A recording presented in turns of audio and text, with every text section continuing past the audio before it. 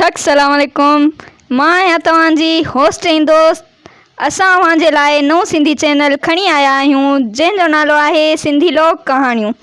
असां तव्हांखे हर हफ़्ते हिकु नई कहाणी ॿुधाईंदासीं जंहिंमें असां तव्हांखे सियाणू बादशाह, पाक अमानत, अकुल ऐं बख़्त, चोरनि मथां मोर, गम सचार, सुहिणी मेवार जूं कहाणियूं, नूरी जाम तमाची, लैला चनेसर ॿुधाईंदासीं। महिरबानी करे असांजे चैनल खे सब्सक्राइब कंदा।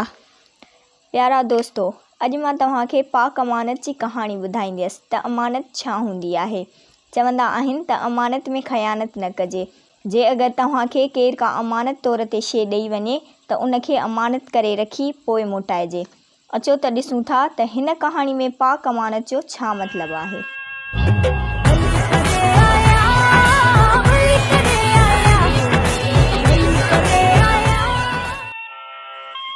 कंहिं ज़माने में हिकिड़ो बादशाह हूंदो हो जंहिंखे औलाद कोन थींदो हो। पोइ घणनि ॾींहंनि बाद कंहिं दरवेश जी दुआ सां हिकु धीअ ॼायसि त समूरी बादशाहीअ में शादमाना थी विया। हिकिड़ी सिकी लधी धीअ, ॿियो सदा सुहिणी, सोराणी ऐं बादशाह मथां साह पई छॾींदा हुआ। छोकिरी अॼु नंढी सुभाणे वॾी, वई वण वांगुरु वधंदी ऐं ॾिसंदे ॾिसंदे मुखड़ीअ मां हिकु बेबहा गुल बणिजी वई। धीअ धण आहे, तंहिं करे जीअं वधी बीहे त माइटनि खे उल्को थिए। बादशाह जे पंहिंजी धीअ सां अहिड़ी मोहबत जो भाउ त खेसि सारी उमिरि घर में विहारे छॾे। पर राणी सियाणी, तंहिं ॼातो थिए त अॼु न सुभाणे धीअ खे त पराए घर वञिणो आहे। तंहिं करे पंहिंजे मुड़ुस खे चयाईं त धीअ लाइ कंहिं वॾ घराणे वर जी जल्दी ॻोल्हा करे। बादशाह पंहिंजी राणीअ जी सलाह खे वज़न ॾिनो ऐं धीअ लाइ वर जी ॻोल्हा जारी थी वई। बादशाह ॾाहो हो, सो चयाईं त शर्त ई अहिड़ा थो विझां जो मुश्किल सां को शहज़ादो पूरा करे सघंदो। जेकॾहिं कंहिं पूरा कया त पोइ क़बूल कबो त अहिड़ो छोकिरो अकुलमंद आहे जो उनखे अमानत करे ॾिजे। सॼे देश में ढंढोरो घुमायो वियो त बादशाह पंहिंजी धीअ जो संग उन ई शख़्स खे ॾींदो जेको बादशाह जा ॿुधायल शर्त पूरा कंदो। अगरि कंहिं बि ख़्वाहिशमंद उहे शर्त पूरा कया त संदसि समूरो माल मिल्कियत ज़ब्त कया वेंदा। शहज़ादीअ जी हाक हंधियनि माॻियनि फैलियल हुई, सो केतिराई जवान पंहिंजो नसीब आज़माइण लाइ दरबार में आया, पर शर्त पूरा न करे सघिया ऐं हाराए माल मिल्कियत फुराए वेंदा हुआ। जीअं थिए ॾींहं गुज़रिया तीअं हिकु तरफ़ शहज़ादीअ जी हाक थिए वधी ऐं ॿिए तरफ़ थिए राजा ऐं राणीअ जो उल्को थिए वधियो त किथे संदन धीअ जो नसीब खुलंदो या न।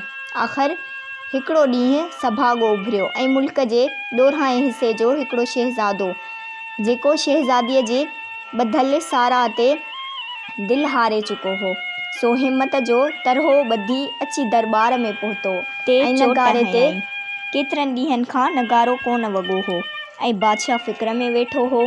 हिकु दफ़ो वरी बादशाह जे मन में उमेद पैदा थी त शायदि हिन दफ़े को सभाॻो संदसि शर्त पूरी करण में सोभारो थींदो ऐं वटसि जेका पाक अमानत आहे तंहिंजो ख़ुदि खे हक़दार साबित करे संदसि ऐं राणीअ जे मन जो भार हल्को कंदो।